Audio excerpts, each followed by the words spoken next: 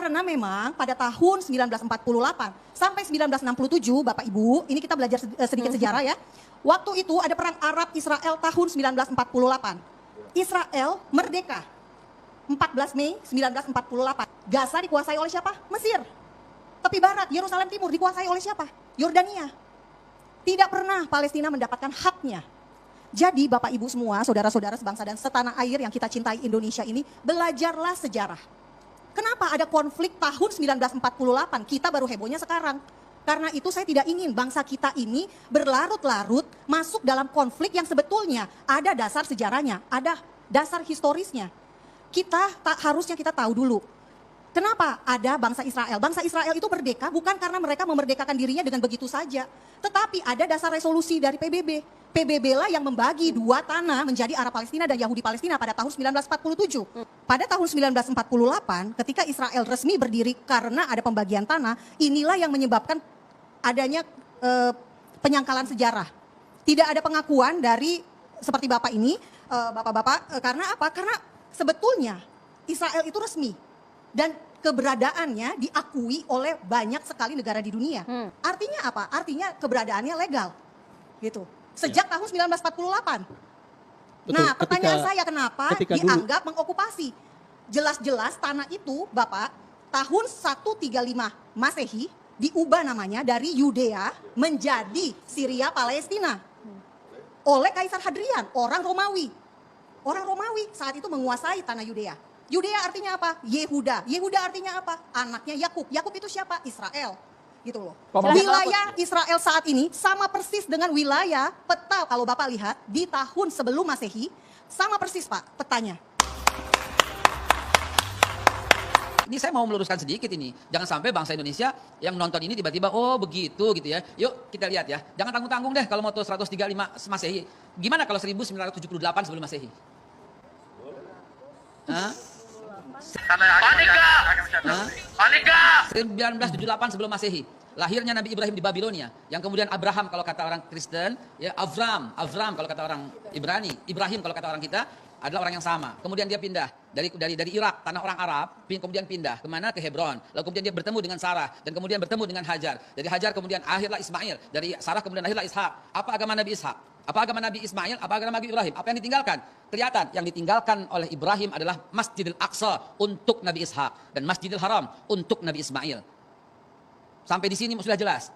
Kemana Kristen? Belum ada Mbak. 325 Masehi ntar Pak. Dengar Konstantinus nanti. Di konsili Nisea. Yahudi udah ada? Belum ada Mbak. 930. When King Solomon died. Divided kingdom of Israel. Baru pecah dua kerajaan Israel ketika Nabi Sulaiman wafat. Kalau mau cerita jangan tanggung-tanggung. Sejak awal manusia aja saya bisa ceritain sekarang. Wow. Kemudian setelah Nabi Allah Ishak memiliki anaknya dikasih nama Israel alias Yakub. Isra berjalanan il Tuhan. Ishakil namanya Ishak menggembirakan, il Tuhan menggembirakan aku. Ismail namanya Tuhan mendengarkan aku, Isma mendengar il Tuhan. Oke, itu bahasa Ibrani semua, tapi tolong perhatikan. Apa agama Nabi Yakub? Yakub punya 12 anak, Rubain, Simon, Levi, Yahuda, Isakar, Zebulun, Gad, Akhir, dan Naftali, Yusuf dan Benyamin. Anak keempat ini yang menjadi masalah nanti di kemudian hari. Mereka masih beragama Islam, belum ada agama Yahudi dan mereka semua Bani Israel. Bani Israel adalah muslim. Kemudian lalu Nabi Yusuf kemudian pindah ke Mesir dan kemudian dilanjutkan oleh Nabi Musa. Mungkin disebut oleh Moses, dilanjutkan Nabi Joshua atau Nabi Yusha bin Nun. Kemudian Yusha bin Nun berhasil masuk kembali. Itu Israel masih benar. Israel masih bangsa yang terpuji. Tapi ketika when King Solomon died, dari Yusha bin Nun kemudian Nabi Yakub. Kekeliruannya berada di mana? Kekeliruan, ini bukan kekeliruan.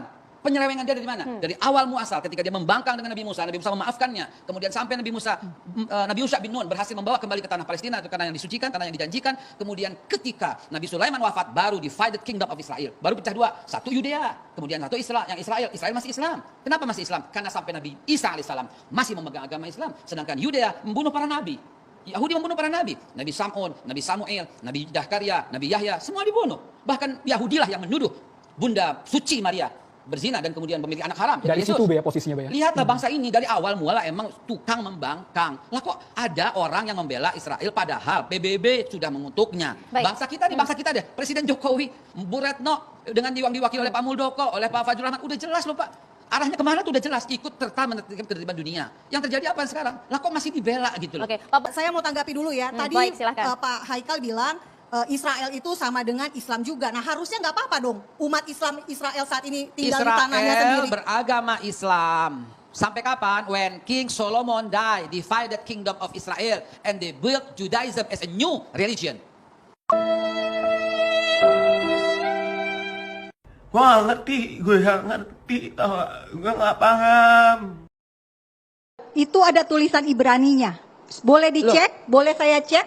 Terang aja masih Ibrani. Emang ada kenapa? nggak? Memang Nah, dengerin. boleh nggak saya cek? Boleh nggak saya Memang lihat? jelas ini memang bahasa Ibrani Poinnya kok. yang ingin Anda sampaikan bahwa Dulu Palestina ada berusaha state dihapuskan. Palestina. Sekarang berusaha Oke. dihapuskan oleh Israel. Iya. Itu yang terjadi sekarang. Bener nggak? Ada tulisan bahasa Ibrani. So what gitu loh.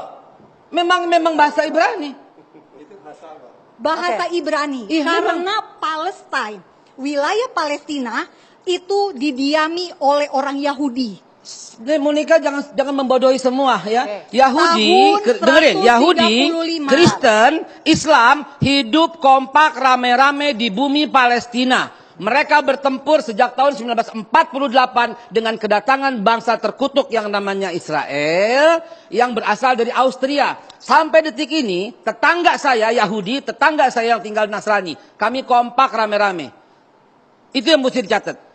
1948 baru mereka datang, baru terjadi kerusuhan. Mau tahu sejak kapan kerusuhan itu terjadi? 1187 sejak kedudukan Sultan Salahuddin Al-Ayyubi sampai 1948 tidak pernah terjadi kerusuhan. Mereka kuat dengan memegang Wa'd al-Umariyah. Ngapain juga Hamas dihubungkan dengan umat Islam? Wa'd al-Umariyah yang dituliskan oleh Umar bin Khattab melarang orang Yahudi diganggu, melarang orang Nasrani diganggu, melarang orang Islam diganggu. 1187 Sultan Salahuddin Al-Ayyubi memberikan kebebasan. Orang Islam silakan ke masjid, orang Kristen silakan ke gereja, orang Yahudi silakan ke sinagoga. Bahasa dipakai bahasa Arab, bahasa Inggris dan bahasa Ibrani. So what gitu loh. Artinya kehadiran Zionis lah yang Kehadiran Zionis yang membuat ini rusuh. Baik.